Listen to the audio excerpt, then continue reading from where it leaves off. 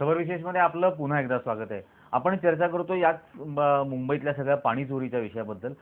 ही जी 22% figure आपण आता सांगितलीत, ही महानगरपालिकेनी खरं तर दरवर्षी वॉटर ऑडिट करायचं असाही नियम आहे. पण मुंबई महानगरपालिकेमध्ये असं वॉटर ऑडिटच गेली अनेक वर्षात झालेलं नाही. याची काय कारण आहेत की वॉटर ऑडिट होत नाही आणि मग प्रशासकही त्यांना सामील असतो का? असं निरंजनजी, हे सोपं ह्याच्यामध्ये कारण, स्पष्ट कारण आहे.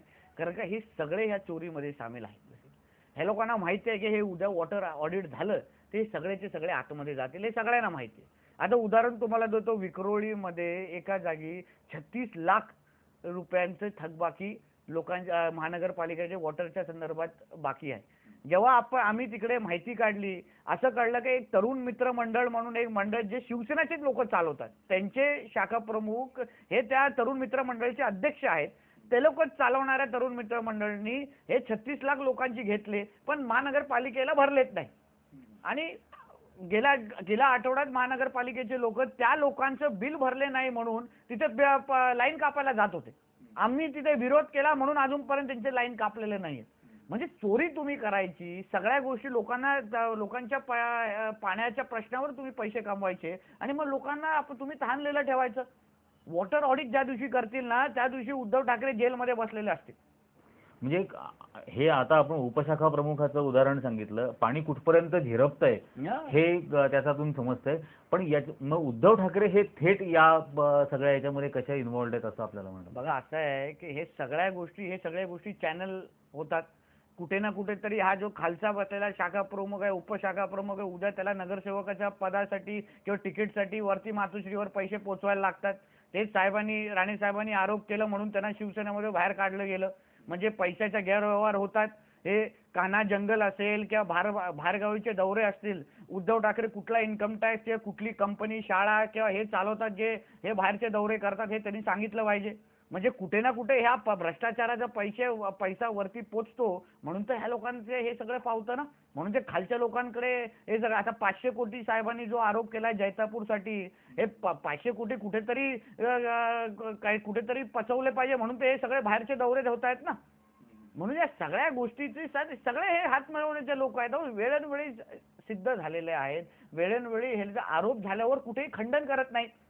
आता उद्धव ठाकरे स्वतः रत्नागिरीला गेले, त्यांना जेव्हा पत्रकारांनी विचारलं की राणे साहेबांनी 500 कोटीचा आरोप तुमच्यावर केला, का नाही खंडन केलं, का नाही बोला, उगाच उडून लावलं प्रश्न, हे तसे आहेत, काँग्रेसची त्यांचे तसं केलं. हिंमत असेल, मर्दानगी असेल तर खंडन करा. मी वयानवेळी त्यांना भ्रष्टाचाराचे कॅलेंडर काढलं, वेळोवेळी त्यांच्यावर पाणी चोरीचा आरोप केलं. निर्लज्ज पद्धतीने काहीच कधी बोलत नाही, मला खंडन करत नाहीत, कुठेही सांगत नाही की स्वाभिमान संघटना चुकीची आहे किंवा नारायण राणे साहेब जे आरोप करतात ते माझ्यावर चुकीचं आहे. म्हणजे लोकांनी समजावं ना, ते योग्य आहे म्हणून तुम्ही खंडन करत नाही. तुम्हाला अगर एवढं चुकीचं वाटतं तर तुम्ही आपल्या कार्यकर्त्यांना किंवा दुसऱ्या मार्गाने आम्हाला थांबवण्याचा प्रयत्न करतात, राजकीय षडयंत्र करतात. थेट तुम्हाला लोकांची बांधिलकी आहे, लोकांच्या पैशावर तुम्ही मजामस्ती करताय. आम्ही जे आरोप करतात, अगर आम्ही खोटं बोलत आहोत तर त्याचे खंडन करा. तुम्ही कुठेही खंडन करताना तुम्ही दिसत नाही, म्हणजे आम्ही जे बोलतो ते सत्य आहे हेच समजावं. ते खंडन करत नाहीत, पण लोकांच्या बाबतीमध्ये जर विचार केला तर ते जे बोलले ते लोक ऐकतात, ते जे नाही बोलले ते ऐकतच नाहीत. आणि आता तुम्ही जे म्हणताय की ते खंडन त्यांनी केलंच नाही, पण खंडन केलं नाही हे त्या लोकांना लक्षात येत नाही. तर हे ऐकणं न ऐकणं हा जो राजकारणातला भाग आहे, म्हणजे जे नाही बोलला नेता तेही खरं ऐकायचं असतं सर्वसामान्य लोकांनी, हे समजावून सांगण्यासाठी जे स्वाभिमान काम करते आहे. येणाऱ्या महानगरपालिका निवडणुकांमध्ये काय रोल स्वाभिमान? बघ, असा आहे, हा पाण्यासारखा मूळ मुद्दा आम्ही संघटनेमार्फत उभा केलेला आहे. मुंबई शहराच्या वेळोवेळी जे विकासाचे मुद्दे आहेत, त्याच्यामुळे मुंबई शहर खरंच एक जागतिक शहर किंवा इकडला राहणारा जो मूळ मुंबईकर आहे किंवा मुंबईकर आहे, तो सकाळी उठून ते रात्री झोपेपर्यंत जे प्रश्न त्याला उद्भवतात, मग वाहतुकीचा प्रश्न असेल, कचऱ्याचा प्रश्न असेल, रस्त्यांचा असेल, पाण्याचा असेल, अन्य कुठलेही प्रश्न असतील ज्याच्यामध्ये त्याला त्या जगण्यामध्ये त्याला मदत होईल, ते सगळे प्रश्न आज आम्ही स्वाभिमानच्या मार्फत उचललेले आहेत. महानगरपालिका हा एक फार प्रभावी प्रशासन असतं, ज्याच्याने आपल्या जीवनामध्ये परिवर्तन येऊ शकतं, त्याच्यामध्ये आपले प्रश्न सुटू शकतात जे रोजचे आहेत.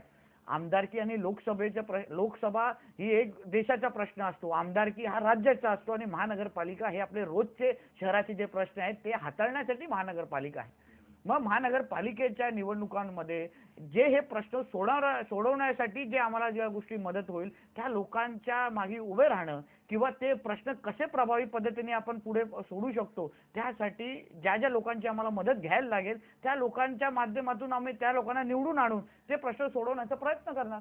मला दरवेळेला म्हणजे ही एक सामाजिक संघटना आहे, स्वाभिमान आज राजकीय संघटना नाही, पण हे इतके सर्व रास्त मुद्दे उपस्थित केल्यानंतर त्यावरती वेळोवेळी आंदोलनं केल्यानंतर त्यासाठी स्वतः एक राजकीय पर्याय निर्माण करावा असं वाटत नाही?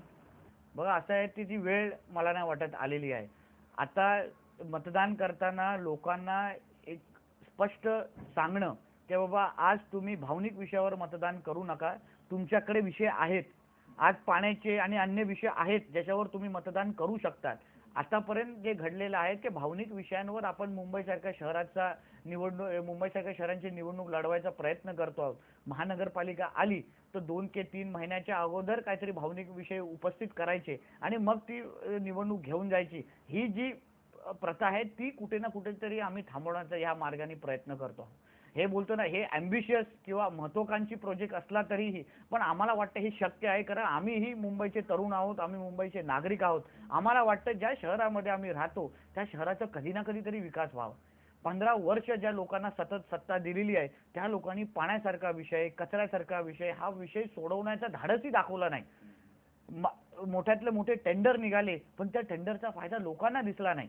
नुसतं त्या नेत्यांचे बाहेरगावीचे दौरे निघाले, नेत्यांचे मर्सिडीज आलेत, पण लोकांचा फायदा कधी होताना दिसलेला नाही. आज तुम्ही लोकल ट्रेनमध्ये जावा किंवा कुठेही जावा, कचऱ्याचा किंवा नाले सफाईचा किती मोठा प्रश्न आहे. मिठी नदीचा जो प्रश्न तुम्ही बघा, कचरे टाकणारे पण ते लोक, कचरे काढणारे पण ते लोक.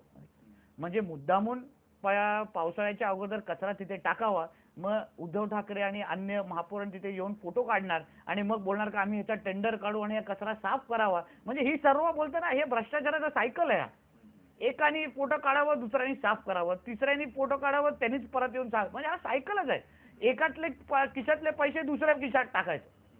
म्हणजे म्हणून विकास केला असताना तर मुंबईत दिसला असतं, आपलं दिसलं असतं की कुठली वाहतूक व्यवस्था चांगली आहे. आवाढाव्या उगाच सगळीकडे स्कायवॉक बांधलेले जात आहेत, आवाढाव्या कुठे सगळीकडे रोगराई पसरते आहेत. आता बोलतात मलेरिया सगळे परत उभे राहा. म्हणजे सगळे विषय तिथेच येऊन का थांबतायत? कारण की लोक हे विकासाच्या मुद्द्यावर मतदान आजपर्यंत करत नाहीयेत. लोक नगरसेवकांना निवडताना त्याची फक्त तिची जात बघितल्यापेक्षा त्यांनी त्यांच्या वॉर्डामध्ये किती रस्ते बांधले आहेत, किती नालेसफाई केली आहेत, किती लोकांच्या घरी 24 तास पाणी दिलंय, हे बघून जोपर्यंत लोक मतदान करत नाहीत ना तोपर्यंत मुंबईचा विकास होऊ शकत नाही, असा ठाम मताचा आम्ही आहे. हा मुंबई महानगरपालिकेचा जो विषय आहे याबद्दल आपण अजूनही बोलणार आहोत, पण आता वेळ झाली आणखीन एका छोट्याशा ब्रेकची.